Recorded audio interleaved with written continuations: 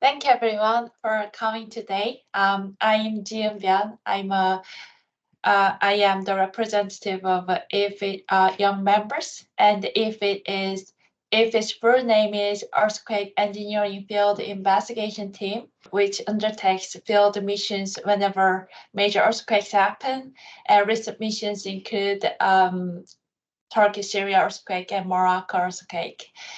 And so field missions require all sorts of expertise and experiences. So EEFIT consists of many all sorts of professionals, including academics like myself and practitioners like Jacob, who is working at AKT2 and is also a co-organizer of this seminar series. So in relation to this, as EEFIT young members, Jacob and I are organizing this regular seminar series that invites speakers with expertise that is relevant to field missions. And today we have Dr. Vitor Silva and Dr. Anirudh, who are from Global Earthquake Model Foundation and who will be talking about connecting these field missions and analytical methods for probabilistic risk modeling.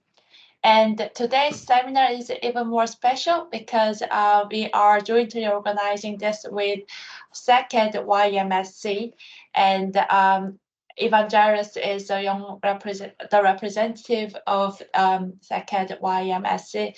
So I will hand the floor over to him. Yeah, thank you very much. Thank you all for joining. Let me share my screen very quickly. Perfect. Okay. So yeah, hello everyone. Thank you for joining. I'm Evangelos Fandidis, current chair of the second Young Member Subcommittee, and today we have the pleasure of welcoming you to our lunchtime webinar with the Global Earthquake Model Foundation on the earthquake loss modeling for disaster risk management. Just a few things about us. So for those who might know about us, SECED is a Society for Earthquake and Civil Engineering Dynamics and is a specialist branch affiliated with the Institution of Civil Engineers.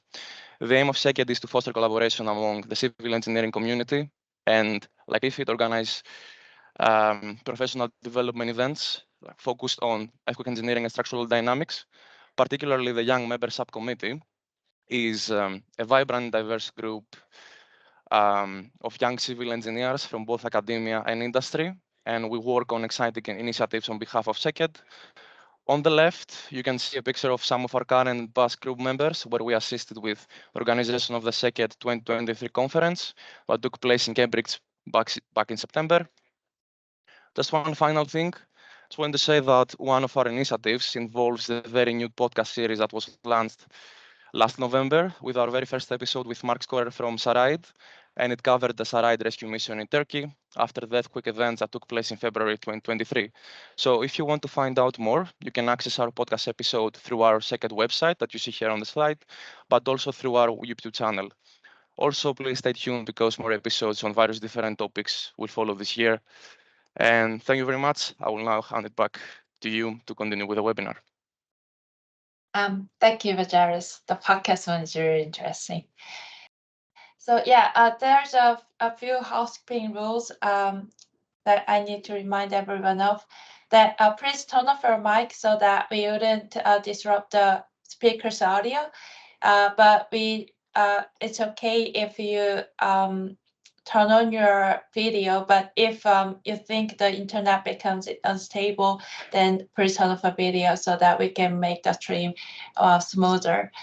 And we will have a Q&A session after the talk, and you can either type your questions on the chat during the seminar, and in which case I'll read those to speakers at the end of their talk, or either you can raise your hand after the talk so that you can directly ask speakers yourself. So that's all, and now I will hand the floor to Vitor and Anirudh. Okay, thank you very much. Let me just try to share the screen. So thank you, Anirudh. It's going to be one of those presentations where I'm going to be constantly saying next slide. Okay, Yeah. so be prepared for that. Yeah. Yes, so thank you very much for the invitation. I had the pleasure to talk at a few second meetings and also participating in a second meetings. They're all always extremely important, interesting. And I have also attended a few of the other webinars, so it's quite nice to be able to present on these webinars now, also with the young members. So my name is Vitor Silva. I'm the head of risk engineering at the Global Earthquake Model, and I'll be talking today also with my colleague, Anirudh Rao, who's also managing the slides. Next slide. So I'll just prepare a few slides just to introduce a little bit what's GEM. I can see that a lot of people on this call actually know very well GEM because we've been working with some of these people. But GEM is a not-for-profit organization. It was founded in 2009. It's an organization with the remit to calculate and communicate earthquake risk globally, despite the fact that we work at different scales. In the last 15 years, we just celebrated our 15th anniversary, and we've been developing open tools, open data sets, open models for earthquake hazard and risk assessment, and we'll be talking about some of those data sets today. In addition to all of that, we also develop a lot of activities on capacity modeling, capacity building, and also doing a lot of regional analysis. For example, Anirudh just came back from a project in Bangladesh, and we have part of the team now in Bhutan, also on some risk analysis activities. Next one. So in terms of, this is just to show a bit of the breadth of the type of analysis that we have. So we do have a lot of regional activities, regional programs, regional projects in different parts of the world. But GEM is also a network of collaborators, and we have the pleasure to work with many people from many different places. And we have this ongoing program to train people on seismic hazard and risk analysis, and also in some vulnerability analysis. And this is just a map showing some other places where the people that have been participated in these trainings. Next one. So in terms of the products that GEM has to offer, so as I mentioned previously, we've been developing these open tools, and I know that a lot of people in this call have been using these tools. The main one, the flagship tool, is called OpenQuake. Is this open source tool that allows seismic hazard and risk calculations, and Anirudh is going to show some of these examples also for Turkey. There's also open tools to develop seismic hazard models, to test different ground motion models, to also verify the reliability and accuracy of some of the seismic hazard models. We've also developed what we call the vulnerability models toolkit, also allows developing some vulnerability functions and models, and these functions have been used in different risk models around the world.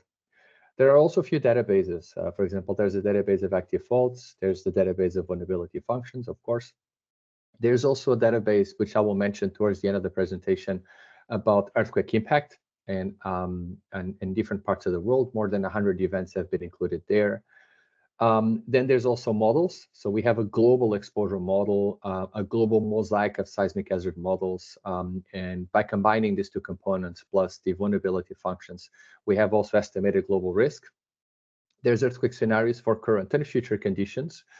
Seismic risk at regional and urban scale, as I said, as part of these projects that we carry out in different countries at different resolutions.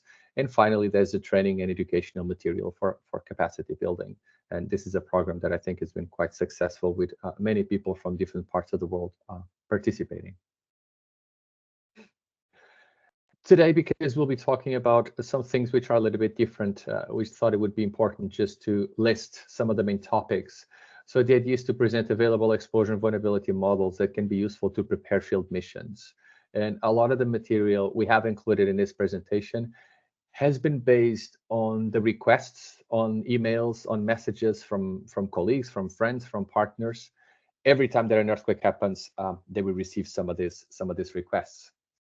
Also present how GEM is assessing earthquake impact in the days after their occurrence. Demonstrate how damage and loss data can be used to update loss models. I will focus on these first 3 points, and then Anirudh will focus on the other 3 points. So present the findings from a recent field mission, showcase some results from the World Bank project, focusing on Turkey, and we will explain why, and then also some final remarks and future directions.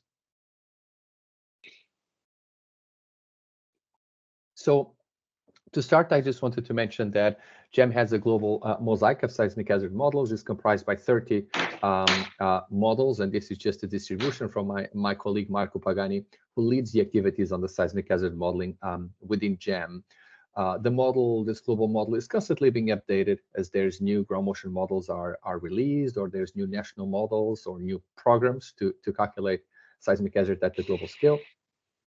We have used these 30 models in the OpenQuake engine to calculate the global seismic hazard map.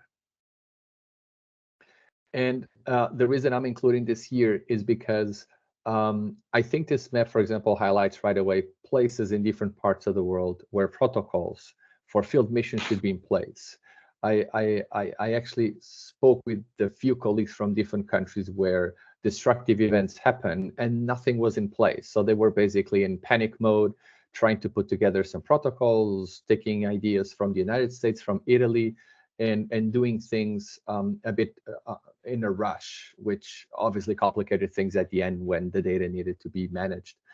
So I think it's quite important. Just one of the recommendations is that we need more uniform efforts to make sure that there are protocols and classification systems that are uniform and allow us to merge data from different field missions. We have also converted this seismic hazard model into a seismic risk by bringing exposure and sets of vulnerability functions. So starting with the exposure, despite the fact that the global exposure model is at the global scale, I just want to mention that we try as much as possible to work bottom up. And this is quite important, obviously, for the preparation of the field missions. I'm just showing here the example for India, because it's a model. It's obviously a very big country. It's the country with the most population in the world now. And we work bottom up, collecting information at the smallest available administrative levels. And there's very useful information in terms of the number of buildings, dwellings, the different building classes, the cost of the buildings, the household size, the distribution of the population. And I think this is all information that is extremely useful for field missions. So we repeated this exercise for all the countries around the world, and this is what we obtain. This is now the number of buildings. We just included everything here on an evenly spaced grid for presentation purposes, but this is the number of residential, commercial, and industrial buildings at the global scale on this hexagonal grid. And now on this map, we have also the economic value of the building stock. And there's a number of other metrics that have also been included in this models, like the type of construction and the built-up area, the costs distributed per buildings and constants, and so on. On the vulnerability side, so all these different buildings that we have in this global exposure model have been classified using the GEM taxonomy, this uniform classification system. And this is going to be also relevant towards the end of the presentation, where we present some future directions, in our opinion. But we have now more than 1,000 vulnerability functions, so we can see which building classes are more vulnerable. So even before a field mission is prepared, it is possible to understand what are the building classes that are expected to exist in the region, which ones are more likely to be damaged. And this is typically, I think, quite useful to try to reduce the ambiguity. We know that often we have people from different countries going into the field missions. So you might not be entirely familiar with the types of construction and the vulnerability of the building stock. Some of, for example, the discussions that I had in the past is, how do I know that this is a reinforced masonry and not reinforced masonry? How do I know that this country have been, already using reinforced masonry? How do you do the differences between confined masonry and, let's say, reinforced concrete with infill panels? So this has to do with the construction process that was followed when building, this type of buildings. So I think there's a lot of information already here in these exposure models that can help surveyors, the people that will go into the field, to understand the type of buildings that they can find. Also, obviously, the different design regulations, ductility levels, and so on. This is information that we try as much as possible to include in these exposure models when the data is available. Also, something that we try to do on the vulnerability is not just to cover the structural part, but also the non-structural and contents. We've seen the results from many field missions, and I understand that a lot of these field missions the main goal is forensic analysis, is to understand what went wrong, what were the failure mechanisms, why did the buildings collapse. But in terms of economic losses or disruption time, a lot of times the cause is non-structural damage, or for example, damage in the contents. So in our opinion, it would be quite important to try to cover also these components in these field missions as much as possible. And these vulnerability models and information about these building classes already includes, I think, relevant information for surveyors before they go into the field. Now, we have put all these pieces together. So this mosaic of seismic hazard models, we use the OpenQuake engine to generate millions of seismic events globally. For each one of these events, we use a logic tree of ground motion models to calculate the ground shaking around this event. This is what we're seeing here on this map. And then at each location of the different assets, we brought in the vulnerability functions for the economic losses, for fatalities, for population being displaced, for damage, for loss of built-up area. And we calculated also seismic risk, a global seismic risk map.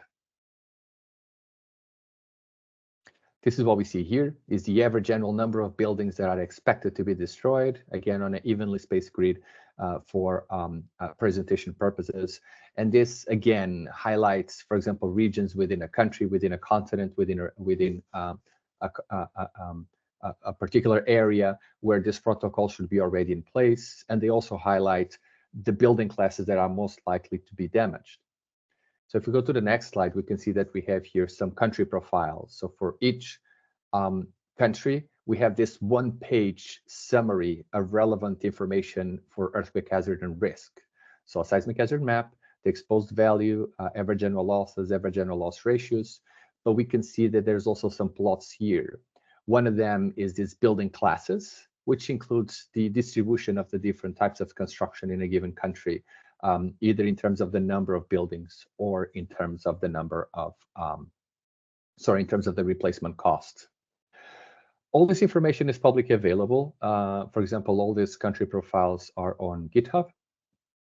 And we have here the just the address, but everything else, in terms of exposure, also the sets of vulnerability functions, you can find information about this on the GEM website, and I included a few more links in this presentation. So now that we discuss a bit about the available resources for people who are preparing for field missions, whether it's shortly after the event or maybe a few months after the event, I wanted to talk a little bit more in specific about how this information can be used with some other initiatives that GEM is doing, and then also the other way around. Like, why is this data, very useful also for GEM when we need to update the models? So as I was mentioning previously, the data that we've been collecting for these countries, we try to go as much as possible to a fine spatial resolution. I'm just showing here this example for Costa Rica. And for example, you can see on this map in the middle, in the center map, that we have these codes here are the types of building classes, from confined masonry, reinforced masonry. We have reinforced concrete, precast, different types of building classes. Also the number of stories. You can see Costa Rica is already not a very large country, but you can also see that we try to go as much as possible to different administrative levels, and we try to capture also the different practices in different parts of the country. Next one. For some other parts of the world, we also have relatively detailed information that could be useful in case of an earthquake happen. I'm just showing here. This is for 3 important cities in Colombia, in Bogota, Medellin, and Cali. This was done by Professor Ana Beatriz Azevedo in a collaboration a few years ago. But this is practically at the block level, and it shows like the most common building classes. And then obviously there's also a lot of work about which vulnerability classes are vulnerable and are likely to be found damaged if an earthquake happens. Also, something that I wanted to mention is that GEM has a post-event damage and loss assessment protocol. This only started this year, despite the fact that last year we were already doing some risk analysis because of some requests from GEM partners, but a bit of ad hoc, and this year we formalized this process. This is being done within the scope of this European project called Aristotle, but also now as part of a collaboration with the World Food Program. This is not information that you'll find publicly, let me say this up front, but just to say that GEM is doing this on the background. So if for some reason, for example, let's say that EEFIT is planning a field mission in this part of the world that has been recently struck by an earthquake, we can also provide specific information about the impact for this event, and I will show some examples. For example, in this example for Turkey, we try to compile as much as possible information about the ground shaking. We work with the Azure team at GEM to understand what are the most suitable ground motion models for that particular event, the most likely geometry for the event. We used a lot of information from the USGS shake map. I think you've all seen, the pager reports and the shake maps after those events. And this tool, OpenQuake, is actually compatible with the shake maps from the USGS and also allows calculating ground shaking in a region, considering the data that was recorded on these seismic stations. Then we put all these things together and we also calculate the impact. So for example, here is just where do we expect more economic losses, displaced people. I will not focus that much on this part because actually Anirudh will cover in more detail some of the activities that were done for this event in Turkey. These maps have also been included in some of these initiatives. We work closely, for example, with the Joint Research Center, but this project called Aristotle also informs the civil protection branch of the European Union. And for example, for this particular case, I remember that they told us that the European Union had allocated 1 million euros in support for Morocco. I don't remember exactly where some of the representatives from the European Union were. I think it was in the north of Morocco, if I remember correctly, but they were planning to move these representatives to the places that were more affected within Morocco. And we were providing some information on the days after the event to understand where more damage was likely to occur. Despite the fact that we're not including a lot of detail in these maps, I just want to mention that we provide the damage, we calculate the damage, the distribution of damage, but also doing this aggregation in terms of spatial, right? So different administrative divisions, but also the different building classes. So where do we expect, for example, reinforced concrete to have damage, unreinforced masonry, adobe, like all these different building classes. And we also estimate fatalities and the population that is expected to be left homeless. So this is information that can be provided after the occurrence of destructive events. So just to provide here a bit of a summary, but we will talk more about this at the end of the presentation. So this information that GEM currently has might be useful to identify the most likely types of construction in the affected region, the building classes that are more likely to suffer damages, which building classes are expected to suffer also non-structural damage and contents loss, because we know that sometimes it's not easy from the outside to infer damage in non-structural components and contents. And finally, it might also highlight the regions where we should expect to have higher concentrations of damage. And this can be quite useful, for example, on the days after the event, because there's still not a lot of information on the days after the event.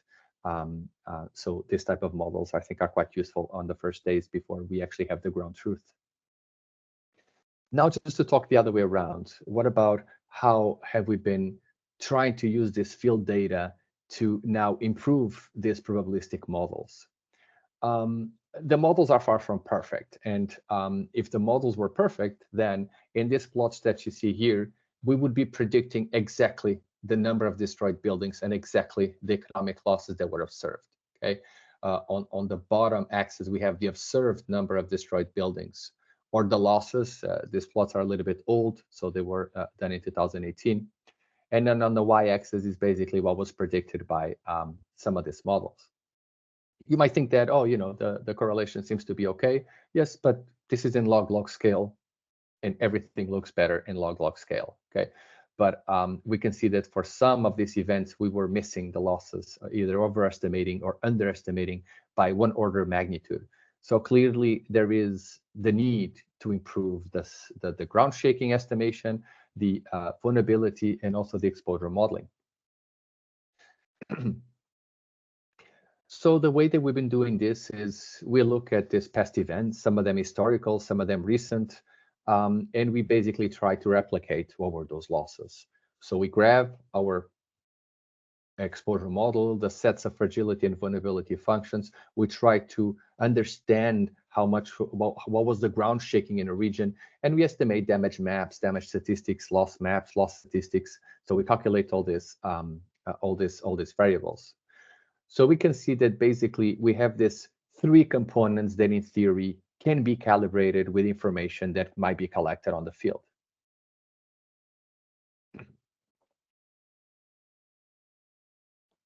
So starting with the ground shaking. During the field missions, of course, the main purpose is try to collect damage information and information about the building stock. But we noticed that sometimes there is information from seismic stations that it's not necessarily available online. We noticed that some seismic stations might not be connected to, let's say, to the National Seismic Network, or in some of the countries, there's more than one network, okay? There's also very good information that can be retrieved from the shake map system, again, from the USGS. But we also noticed that for some of the countries, not all the stations are connected, again, to this global network that is used by the USGS shake map. So there is room during this field missions to try to collect additional information, either from seismic stations that might not be connected to the national network or just available online through the typical websites. And still on the ground shaking side, it is fundamental to try to collect additional information about the soil conditions. And I understand that a lot of times, engineers is going to the field, they want to see the collapsed building. They want to understand why the building collapsed. But it is fundamental to really understand how much was the ground shaking at the base of that building. What were the site conditions? Do we have different types of soils that might have amplified or attenuated the ground shaking? You might understand the failure mechanism, but you might not really understand what was the reason this building collapsed for this level of ground shaking. And for example, for this exercise here in New Zealand, can we go back, Anirudh? For this exercise here in New Zealand, we noticed that once we incorporated the data from the stations, we managed to calculate a loss that was much closer to the actual loss. When we did not include seismic stations, the losses were being overestimated by 1 billion New Zealand dollars. So there's also a lot of work that can be done on the exposure. If you press play, Anirudh. This is actually something that we had to do for for Turkey, because of this World Bank project that Anirudh will be talking about. We changed the exposure model, but we were under the assumption that most of the modern buildings in Turkey were built according to the latest design regulation. But then once we started seeing some of the images from this event, we noticed that some of the modern buildings actually collapse. So our assumption in our exposure model that all the modern buildings in Turkey were code compliant, ductile, and resilient to earthquakes was not correct. So this information from and we've done the same thing, for example, for the 2008 event in China.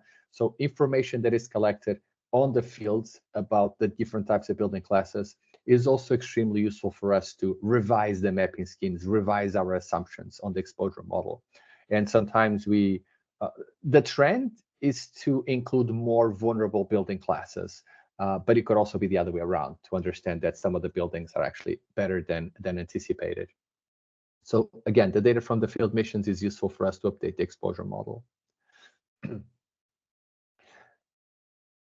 This is just another example where we can see that a building, I don't think it's a modern building, but I also don't think it's that old and it collapsed. So this allows us to update, the mapping schemes that we use for the development of the exposure models. Finally, just on the last category, we have the fragility models. So if you really think that the ground shaking is correct, because perhaps you had a lot of seismic stations close to your buildings, if you really think that you have classified your building correctly, this is an unreinforced masonry building, and I have no doubts about that. But still, your prediction of damage are still very biased, still quite far from the ground truth. It is worth for us to understand. Maybe it's the fragility and vulnerability. And I think a lot of the cases, it is exactly the fragility and the vulnerability. So we also repeat these past events using as much as possible the data that was collected on the field. I just included here an example for Japan, the Kumamoto earthquake, because The Japanese are fantastic on the level of detail that is collected after destructive events, but we can see here a column for the reported impact and then 2 columns for the openquake estimates from the complete and collapse damage. I think, given all the uncertainties that exist, these estimates were not that far off, but we had several examples in other parts of the world where the results were at least 1 order of magnitude different from the observations. So it was also quite important for us to understand, okay, we need to update the fragility because this is not in line with the observations.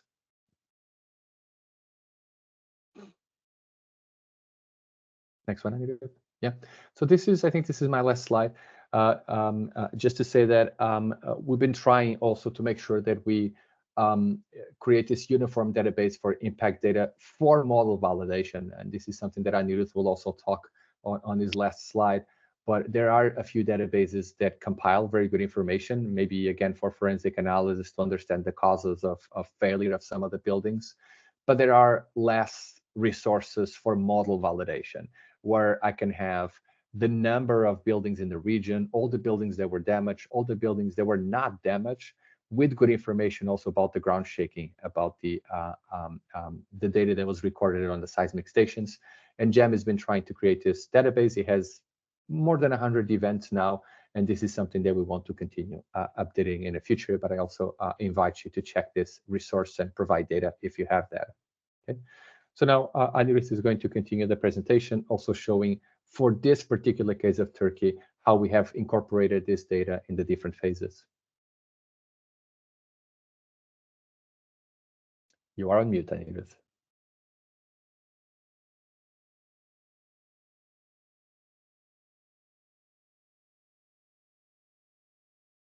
Yeah, can you hear now? Yes. Good. Thanks, Vitor, for the first part of the talk. And this is continuing on the same theme. So what are the different ways in which we can link field mission data with these probabilistic earthquake risk models and vice versa? So I've structured this part of the talk in 3 parts. So looking at these linkages or potential linkages before an earthquake happens, then also during an event, so in, let's say, the 1 week or 2 weeks when an event happens, and then post-event, how we can bring back some of the information from field surveys back into these probabilistic risk models. So starting with the pre-event phase. So all of this is, I'm going through this talk in the context of Turkey, because we were fortunate enough to have worked on building or improving our seismic risk model for Turkey just 1.5 years before the events of last year. So we were contacted in 2021 by the World Bank. The World Bank was looking to provide a large loan to the government of Turkey on the order of $260 million, which would be followed up with another loan of $150 or $200 million. And the aim of this loan was to help the government of Turkey to undertake retrofits of vulnerable structures, specifically public buildings, and do a kind of a joint seismic and energy efficiency upgrade retrofit. So they wanted us to build both an exposure model covering the entire building stock of Turkey, and also a seismic risk model, which would help prioritize which are these public buildings that if you retrofit them would yield the most benefit over the long term. So we began with the seismic hazard model. We have a few open source seismic hazard models available in the OpenQuake format that cover Turkey. One of them was the European seismic hazard model from 2013 called SHARE that covers Turkey. There's also the Middle East seismic hazard model from 2014 that also covers Turkey. There's the National Seismic Hazard Map model for Turkey that also was built for the OpenQuake engine. And then recently, there's also been an update of the European seismic hazard model that's also based in the OpenQuake format. So there's multiple seismic hazard models covering Turkey. So we were fortunate enough to have something ready to work with. So we didn't have to spend time on this aspect of the seismic risk model. On the other hand, we spent quite a bit of time on developing an exposure model for Turkey. And this was essentially to create a snapshot of the building stock of Turkey. One great data source was the 2000 building census that provides a wealth of information on what the building stock of Turkey was in the year 2000. But then to bring it up to date, we also looked at the building permits issued from 2001 to 2020. And so our exposure model was brought up to the year 2020. This still misses out some of the, let's say, the non-engineer or irregular buildings that were constructed without applying for building permits. So that is definitely something that's missing in the model. And we tried to work at a spatial resolution that was fine enough to help locate these buildings at the neighborhood level in urban areas and at the village level in rural areas. So our exposure model for Turkey covers 16 different occupancy classes, going all the way from residential, commercial, industrial, educational, healthcare, government, and so on. And there's also quite a few different mixed occupancy classes where you have combined commercial, residential, or combined industrial, residential, and so on. Another thing that we need to characterize in these exposure models is the structural types. Here in this just image, you're seeing how the construction in the country has been evolving over time as the country becomes wealthier. Going back to the 1960s, a lot of the building stock was these unreinforced masonry single-family houses, still unreinforced masonry in the 1970s. But then moving into the 80s and 90s, there's more and more reinforced concrete construction, mixed residential and commercial kind of construction with these soft sturdy mechanisms in the ground floor.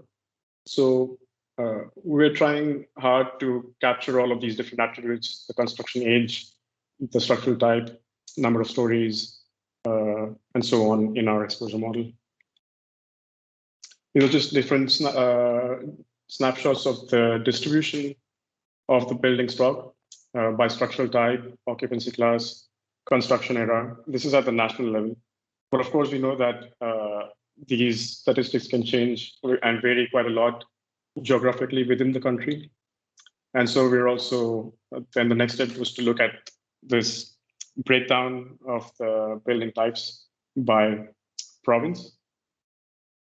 For example, here you see at the province level for 3 different provinces, all in the Marmara region.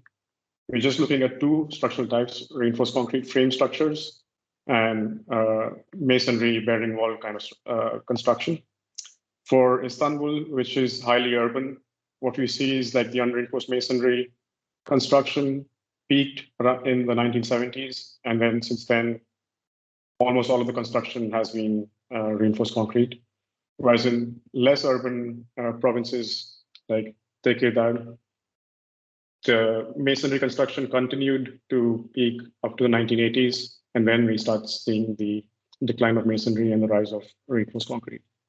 And similar things can be said about the building heights and so on as well. So in the urban areas, you'll see more taller RC buildings, whereas in rural areas, you'll see a predominance of low-rise construction in the one-story to 3-story range. But for earthquake risk assessment purposes, even the province level spatial resolution is probably too coarse. So during this project, we tried to improve the spatial resolution of the exposure model down to the neighborhood level and the village level, as I mentioned. And this is quite important because locating the buildings close to where you would expect to find them on the ground is critical when you're assessing, bringing together hazard, exposure, vulnerability to estimate the risk. So through our exposure models, because of all of this work that has gone into trying to characterize the building stock of Turkey at this spatial resolution, it would be very easy for people who are planning field missions to try and extract characteristics of the building stock in specific areas. So if you're just looking at the areas affected by the 2023 earthquakes, you can try and pull out from our exposure model information just for those affected areas and try and understand before even going to the field what is the makeup of the building stock that you might expect to encounter when you reach the field. The next part is trying to. I think we just from here to and 4 again. Okay. Sorry. Sorry about that. Can everybody Yeah. mute their mics, please? Thank you. The next component is to try and characterize the structural fragility and vulnerability, where essentially we're trying to look at all of these different building types and trying to understand with increasing levels of seismic intensity what their structural behavior is likely to be like, and what kinds of damage we might expect to see, and what kinds of economic losses, fatalities, and other consequences we might expect to see. So we do need to do that for all of these different types of buildings that we expect to see in Turkey. And that's another challenging task with lots of uncertainties involved. One of the aspects in which field survey data can be useful when we're doing this mapping of building classes with exposure to specific vulnerability functions in our global vulnerability database is trying to understand how seismic design regulations have evolved in different countries. In this case, we're looking at different building seismic design regulations in Turkey, different design codes. Here, we're just looking at the recommended base shear coefficients from different design codes over time. And that has a direct impact on which kinds of vulnerability functions we would like to assign to different reinforced concrete structures built in different eras. However, another important aspect is we need to know whether these design regulations are actually being followed on the ground in construction in reality. And that's where previous field survey reports and data collected is very useful. To inform our risk model for this World Bank project, we did look at previous EEFIT field reports from the 1999 Conversely earthquake and from the 2011 Van earthquake. And often there's good qualitative description of the types of structural damage that were seen for different building types and whether or not basic provisions from the design code are being followed on the ground or not. And this is also critical to do this well for different parts of the country because the Istanbul area might be very different from the eastern parts of the country. So field survey information is definitely very useful in the pre-event probabilistic risk modeling phase. And then once we have all of these components, typically we're trying to estimate these are on an average annual basis. What is the expected number of fatalities at the province level, or it could even go down to the district level. And this is where these kinds of maps and tables help target areas that might be at higher risk and identifying structures that would be placed at a higher priority list for retrofit considerations. Here, that's what the previous map was looking at average annual fatalities at the province level. And then here we're looking at average annual economic losses also at the province level. But the World Bank was also interested not only looking at an estimation of the average annual losses as of today, in this case it was the year 2020, but they also wanted to understand if current construction practices were to continue in the near future, what would the risk look like in the next decade? So we did the same analysis projecting the exposure and vulnerability into the future, assuming similar construction practices as today. What would be the economic losses in 2030, 2040, and 2050? And so we can create plots like this, which are showing the expected trajectories of the seismic risk if no intervention actions are taken. And then the World Bank was also curious to see if we were to start implementing some measures such as strict code enforcement for all buildings that are constructed post 2020, and then slowly over time, every 10 years, you try and retrofit some of the high-risk buildings that were constructed before 2020. And if you do these kinds of simulations, here's our projection of what would be the expected decrease in the risk here measured in terms of average annual losses over the next 30 years. And we see that initially the risk is still increasing, but at a slower rate than if no measures were taken. And then once you start bringing more and more of the buildings into this retrofit scheme, then the risk starts even reducing over time. But one of the problems, as I mentioned before, is this kind of modeling involves a lot of assumptions on our part, especially about the actual structural performance of these different kinds of buildings. And that's where field data can play a big role, because, for example, now after the 2023 earthquakes, there's a wealth of information coming in through different field survey teams and their reports and their data sets that will help us refine these kinds of estimates. And these estimates are very useful for the government to formulate policies, allocate resources, and for institutions like the World Bank to allocate funds in the form of loans for governments to help undertake these kinds of risk reduction activities.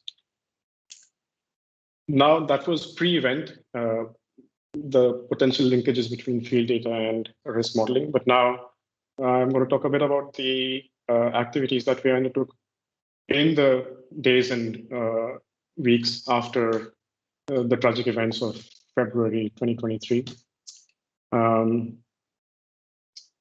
Vitor already mentioned briefly that we were contacted by many of our partners, especially like the European Commission, the World Food Programme, asking us if we could share any information about estimated ground shaking, economic losses, damaged buildings, and displaced persons. So since we had developed this probabilistic risk model for this World Bank project that was quite recent and up to date, we were able to use many of the same components at the exposure and vulnerability to try and estimate these metrics and share them with these partners.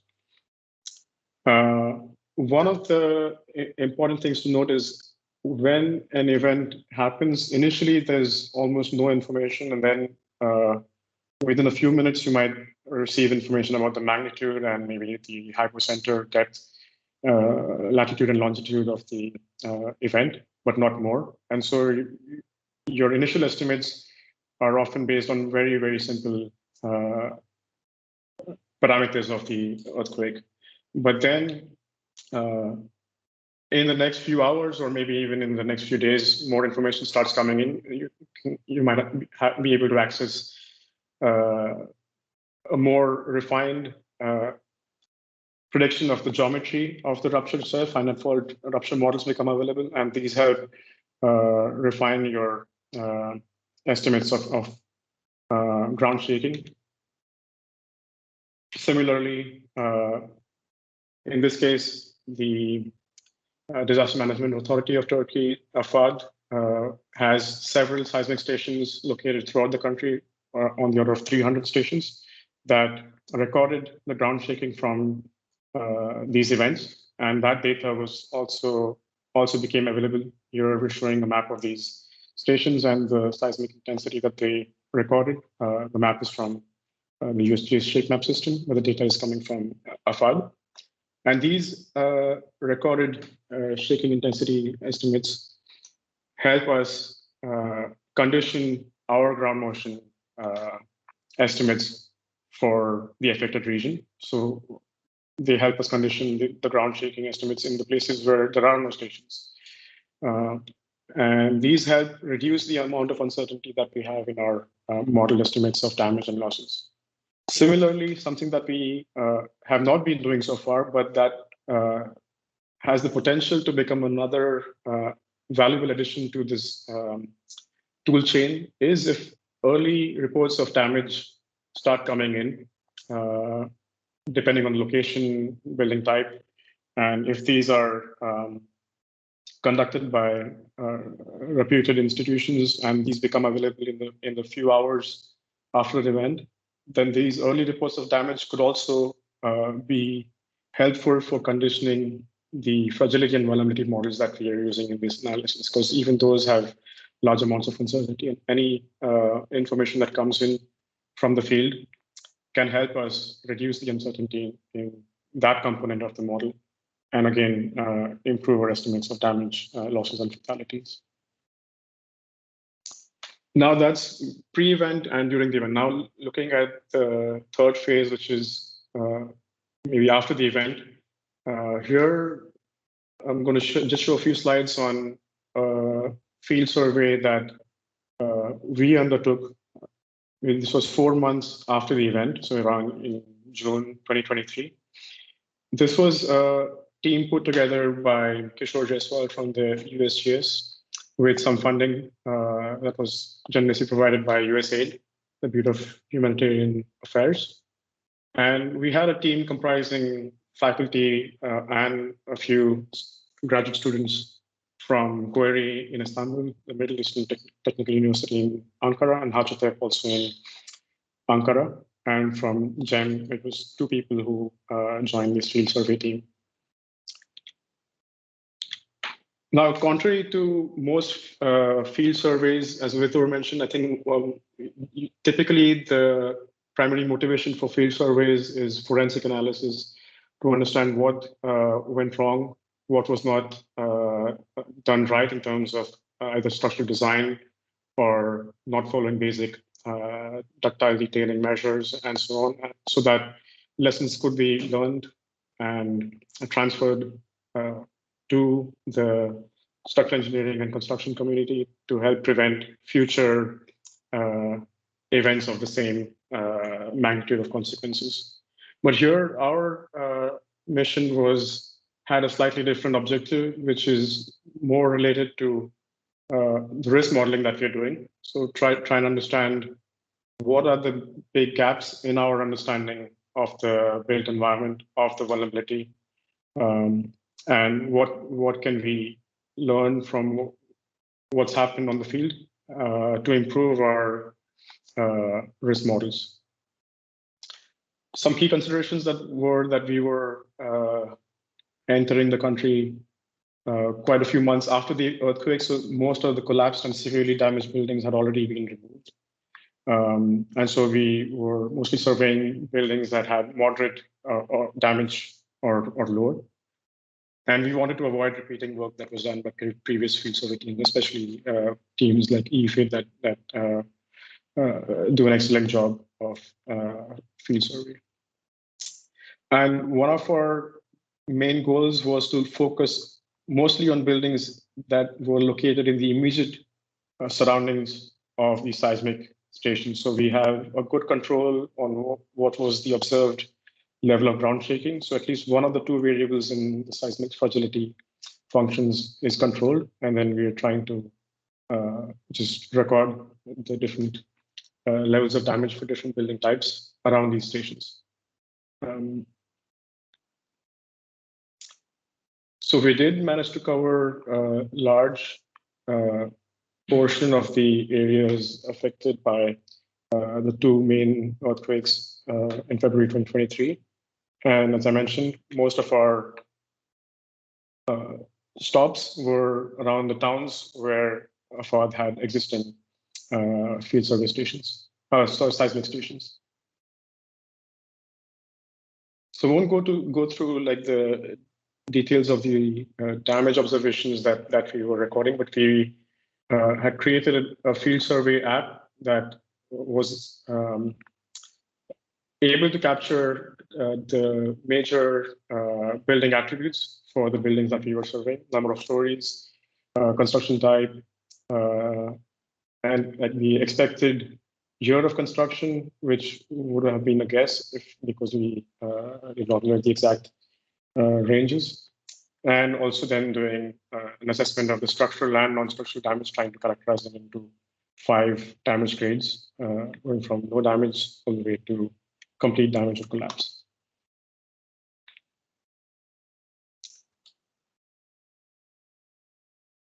And so overall, over a period of 5.5 days, we managed to cover around 11 towns or cities and recorded the damage rates for around 550 buildings. Some of our key observations were that, in general, low-rise structures seem to have fared relatively better than mid-rise structures.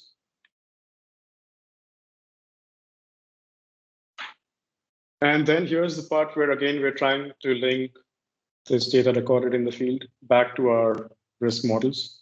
So coming back to Pavia, to our GEM offices, there are some slides that were put together by my colleague, Luis Martins at GEM, who is our in-house expert on seismic fragility and vulnerability.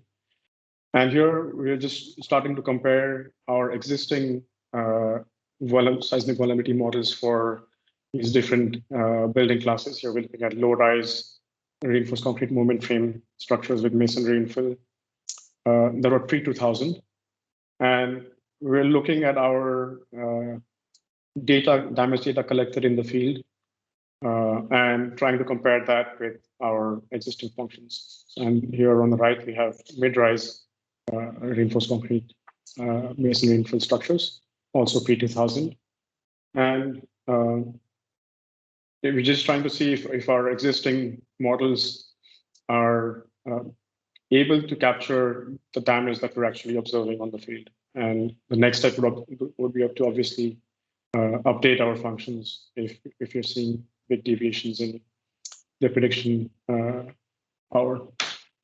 The same thing for post-2000 construction, which are expected to fare better because in general, the building code enforcement is supposed to have improved in the country after 99 or 2000.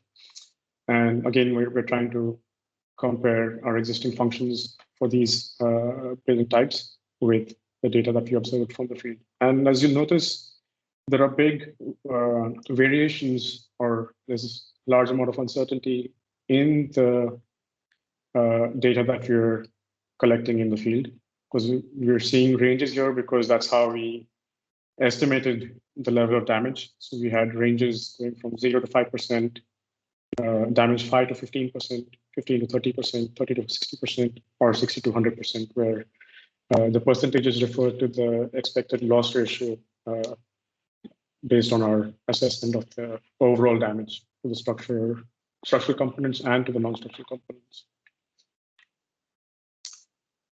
Something else we're also looking at is in our vulnerability functions, we have assignments for the code level and the system ductility level. And so here we're looking at moderate code, low ductility functions.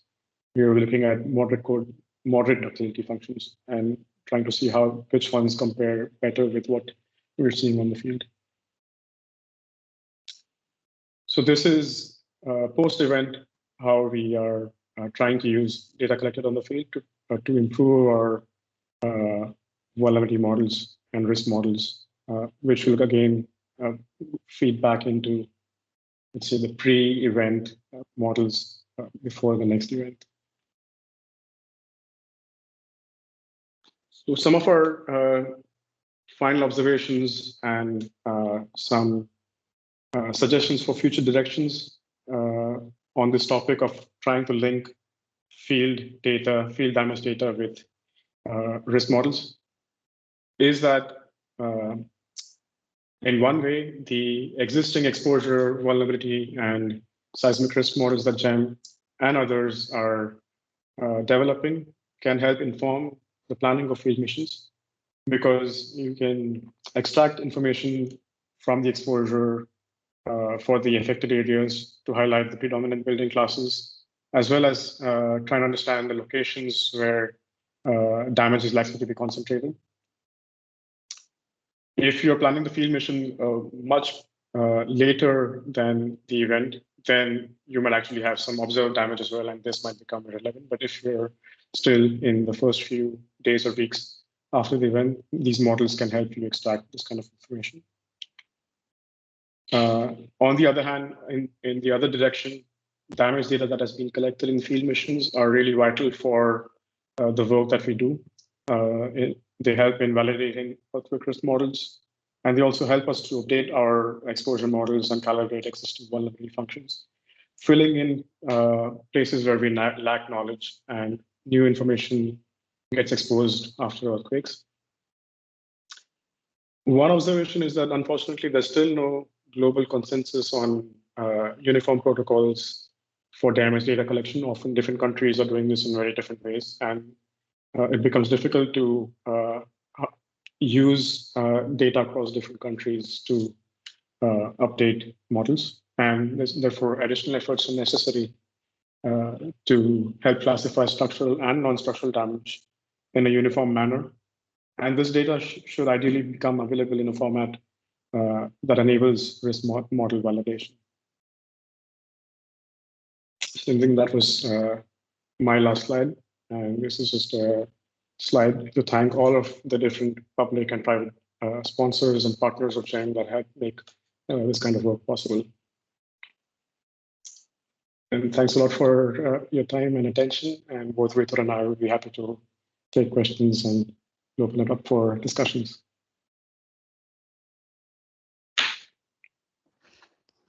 Thank you, Vitor and Anirudh, right? Anirudh. Yeah. So we have several questions on the chat.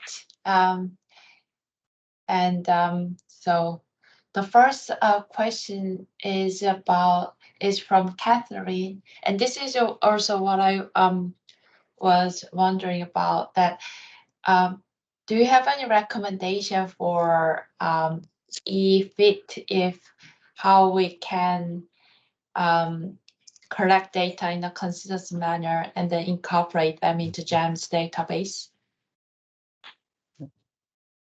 Maybe I can take this one. So obviously GEM is not an expert in terms of field data collection. In fact, I think it's more like the other way around. EEFIT has a much more experience in the field data collection. We can, however, highlight some success stories on our side. For example, we have developed a few years ago this taxonomy, this classification system for buildings, and I think this has been very useful for us, but we've seen this classification system being used by dozens of projects and publications, out there. And this helps a lot because basically allow us to compare buildings between Indonesia and Mexico, because it's the same language that we're talking about between different locations. So if the buildings that in the near future will be, characterized by EEFIT on the field, also use a similar approach, like a uniform taxonomy, both to classify the buildings and also to classify the damage, I think it will make the data much easier to use for model validation or for any other purposes. Also, something that we've seen, for example, I remember that it was in the earthquake in Nepal. We got impact data, and a lot of impact data was also included on the GEM ECD on this database for Cambridge, from the University of Cambridge. And there was different people going into the field and collecting building data and also classifying the buildings according to the damage. But they were using different approaches. Again, different scales to classify the damage, and different ways to classify the buildings. So it was just a little bit more complicated than to merge the data from all these different field missions, even within the same event. And also something that I've seen some years ago was that even when some of the teams were using similar terms for the damage state, they say it's moderate damage, and this other team also says that it's moderate damage. But their assumption of moderate damage was different, So despite the fact that even the name for the same damage state was being used, their assumptions were different. It just makes it a little bit more complicated to then merge all the data. So at least on my side, from somebody that has been using this field data, this type of data for model validation for a long time, I think there's 3 main recommendations. The first one is that I think it is really important to have a uniform system to classify the damage that classifies not just structural damage, also non-structural and constants and so on. That's one recommendation. The other recommendation, and this recommendation, it's a little bit selfish, because it's from somebody that does model validation. But I understand that a lot of times engineers care only about the buildings that collapsed, and obviously that's very important. But for model validation, it's really important to try to capture the maximum number of buildings possible, from structural damage, the buildings that suffer structural damage, collapse, complete damage, but also moderate, extensive, even the buildings that were not damaged. That's extremely important because we need both tails of the vulnerability function, all the way from this building collapse all the way to what was the levels of damage that the building did not collapse. And level of ground shaking that the building did not suffer damage. And the final thing is that I hope that there will be room in the future to also try to take advantage that people are on the field to also collect some information about the ground shaking, about microzonation studies, about cell conditions, because that's also extremely important to understand why there was some damage on the buildings. Yeah. This is a little bit of a side question that how field missions can investigate ground motion itself?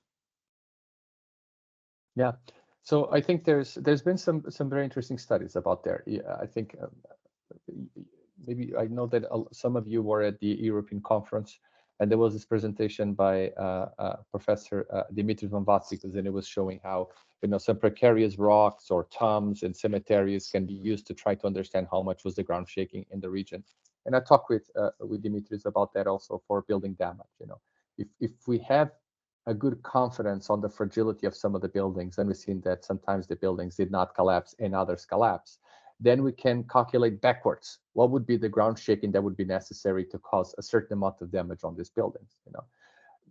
This is also a little bit what is done when we're trying to classify hazard intensities in terms of macroseismic intensities, right? It has to do with the observations, and we classify the intensities of the earthquakes using macroseismic intensities. So I think it might be possible for us to, to back calculate how much was the ground shaking, but I also think it might become a little bit circular.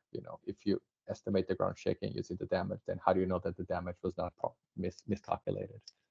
Sure. Yeah, that's a good point. And I think another question is controversial.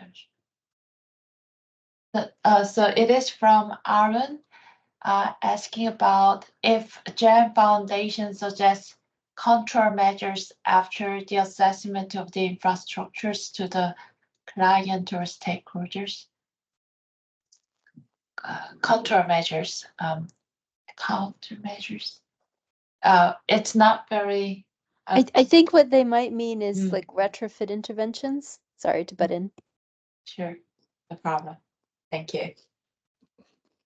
Yeah, maybe Anirudh can comment a little bit about that because of the retrofitting techniques I use both for the project in Indonesia and also the project in Turkey. Yeah, I mean, Catherine is aware of the work that we've been doing with the World Bank in Indonesia, and here we're trying to work with the government to look at different potential retrofit techniques for different building types, and trying to see what would be the expected reduction in seismic risk over the next few decades. But this is pre any event, but after events like Turkey, I mean, something similar could be done, and this is something that we did even before the event. That's what I was mentioning in my part of the presentation, where with the World Bank we were looking at retrofit measures only for public buildings controlled by the government to see if how we can reduce or decrease the risk trajectory over time. But yeah, it was also an interesting point that during your presentation, you saw this increasing losses as no intervention is taken and time goes by. Then what is the factors of this increasing loss? It's mostly the increase in population, increase in building stock, increase in the valuation of the building stock as it goes from non-engineered masonry to more and more reinforced concrete. But it is not. Valuation. Yeah. But it is not from deterioration of existing buildings. No, that's not something that we've included, yes. So, thank you. And there is another question from Pishitis asking about how an individual interested in collaborating with GEM can connect to your organization. not as institutions. Yeah, feel free just to, I think a lot of our contacts can be found on our website. I certainly, Anirudh and my contact are both on the website. Just feel free just to reach out. And indeed, we have an ongoing project in Nepal, and I can see that the question was specifically about Nepal. So always quite happy to collaborate even with individuals. And we also receive frequently, people from different countries, just to spend some period working with us at GEM. So I think there's a lot of possibilities. Even for Nepal, maybe I will add one more thing, that NSET has collected damage information for hundreds of thousands of buildings after the Gorkha earthquake. And they've made that available to us to help in this exercise of calibrating and validating our existing risk model for Nepal. So we're closely working with NSET on this activity. And that would be something that we would like to see happen in other parts of the world as well, where this kind of detailed building level damage assessment data sets become available publicly. And that will be extremely useful for many different aspects, but for us specifically, it would be useful for improving our risk models. Andrew, great. And I think the next one is I think there is this question that if GEM is also working on the seismic vulnerability functions of infrastructures from Rohan, from Miyamoto International, and I guess by infrastructures, they mean other structures than buildings. Yeah, only on specific projects. So we had a specific project which was for, I think it was sort of a chemical plant, for example, in a particular location in Indonesia. And we also have a project now where we are covering the road network for 3 countries. So for specific projects yet, but not in the systematic, manner like we're doing for buildings, So we don't have, like, whilst we have a global vulnerability database for buildings, we don't have one, for example, for bridges or dams or sewage system or this type of elements that are, obviously very different from buildings. But do you have any plans to incorporate it? No. Mm-hmm. No, we do. I mean, in the long term, of course, we're starting with the long hanging fruit, right? It's a little bit easier to cover buildings because there's so much, so many models, so much research about that. In the long term, of course, the map that I was showing in my presentation about this global seismic risk, we would love to include other elements, not just buildings, but also infrastructure. We would love to include other sources of damage, like not just ground shaking, but also, liquefaction and landslides and tsunamis. But this is like the very long term. I see. And I think the next one is from Mia Tucker Rockhead, asking about in the exposure part of these models, what is the process like for understanding the building topology distribution at such a detailed scale? Is this done using field visits or remote sensing data? I'll take this one, Anirudh. Yeah, I mean, it depends. It might be different from country to country because in each country we might have access to different databases of information. One of the primary sources of this information is usually the population and housing census. Often the housing censuses of different countries are collecting these attributes that are useful for classifying structures. So it could be like wall material, roof material, floor material, number of stories, year of construction. So often the building censuses, or in the case of Turkey, there was a building census in 2000. And then every year after that, there are building permit databases that provide this kind of information. But usually it's at an aggregated scale.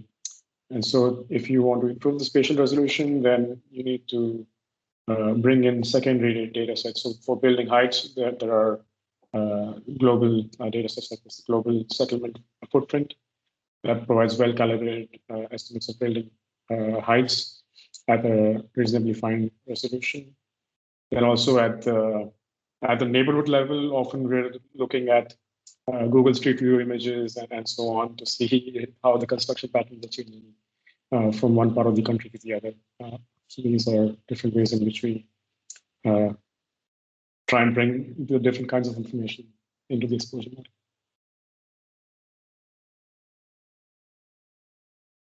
Okay.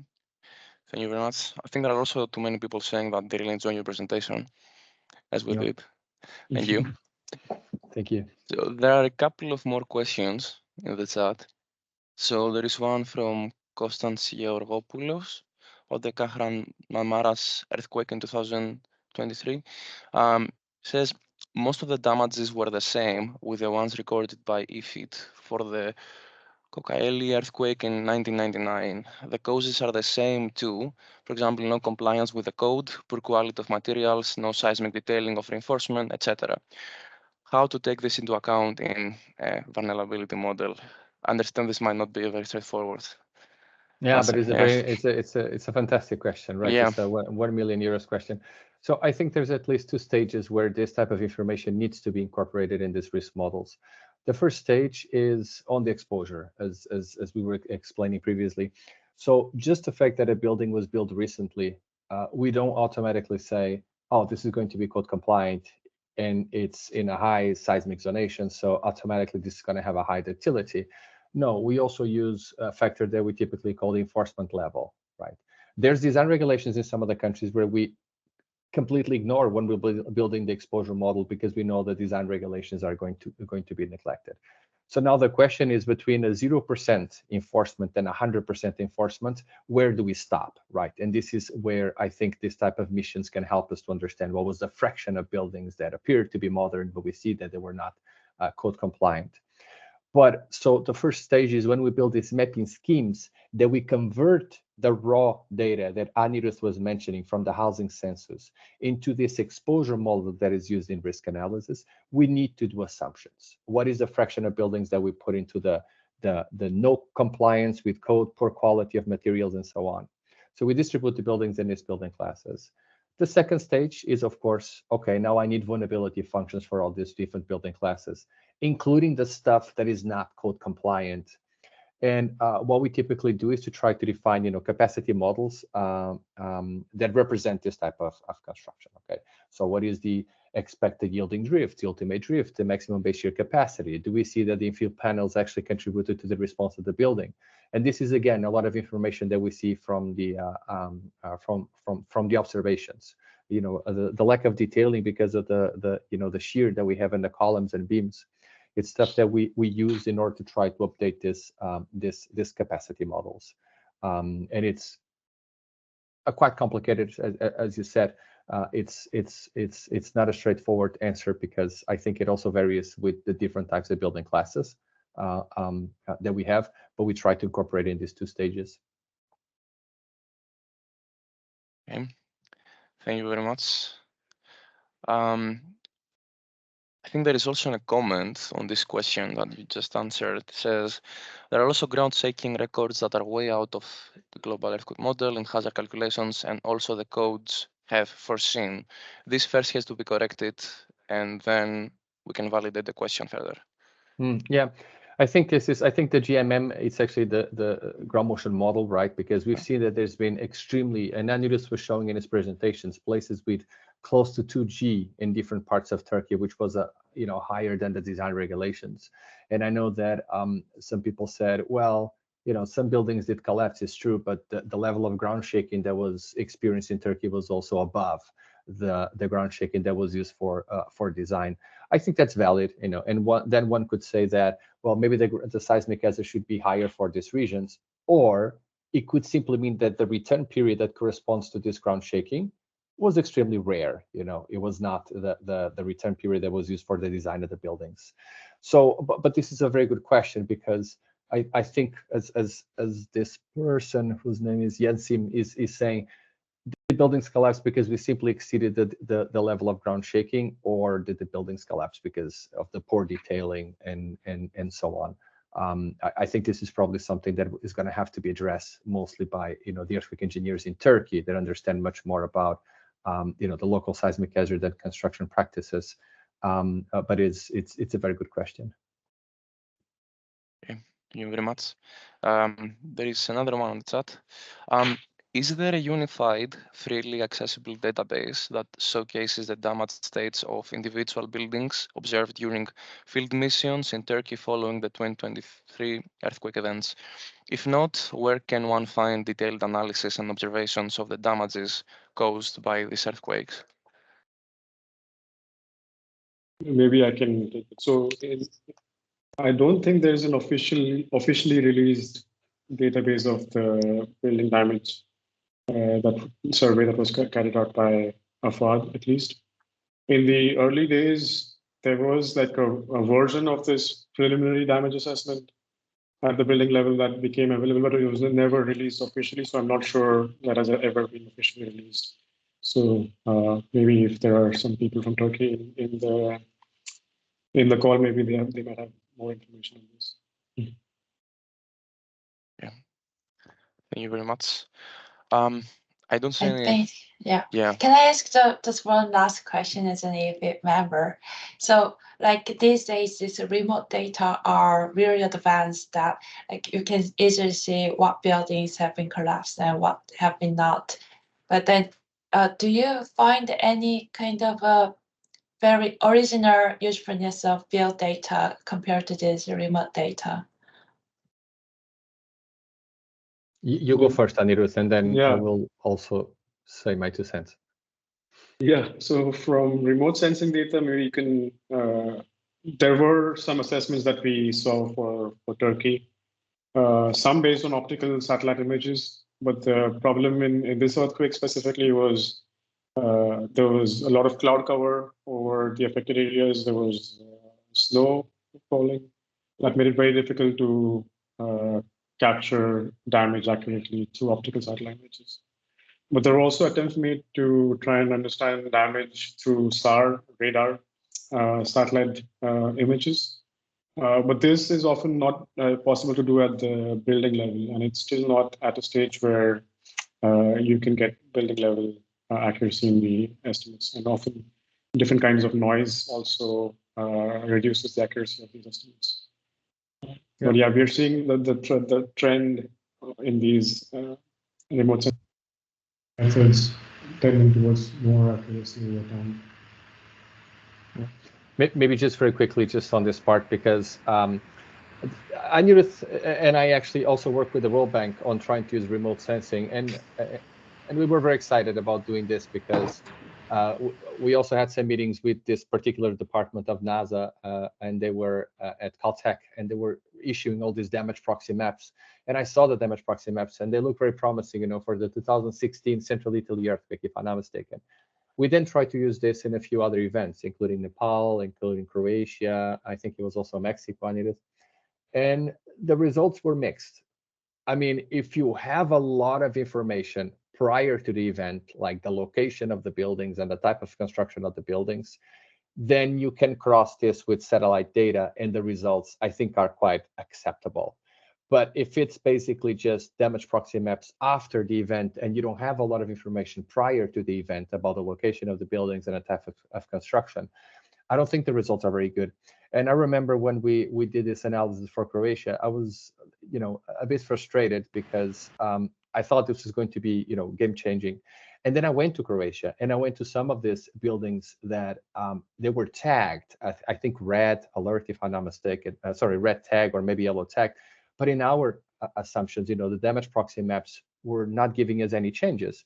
And the colleagues from Croatia were fantastic. You know, they took us to these specific buildings, and then I could understand, like, a lot of these buildings from the outside, you would see like some cracks, you know, on the walls and some damage, but then the inside of the building was completely destroyed. You know, in particular, like these older buildings, like sometimes even the floor would collapse, but from the outside you wouldn't see a lot of damage. So I think the remote sensing is very promising, granted that you do this holistically.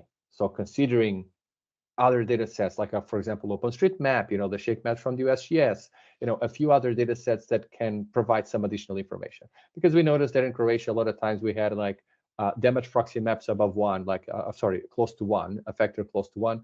And it was just cars that were no longer there, or the trees were different. Okay, so it's just something that we need to take into account in these methodologies. Okay. Thank you very much. Sorry, I can see there are a couple of questions in the chat, but unfortunately we have run out of time. So maybe we can take this away and we can answer them later on. That's okay? Okay. Thank you so much, both. That was a very interesting and excellent presentation. Thank you for accepting our invitation and delivering this. Yeah, thanks a lot for Yeah. this. Thank you. It was really useful. And the recordings will be available soon, as Marco kindly explained. So if you need it, yeah, so stay tuned.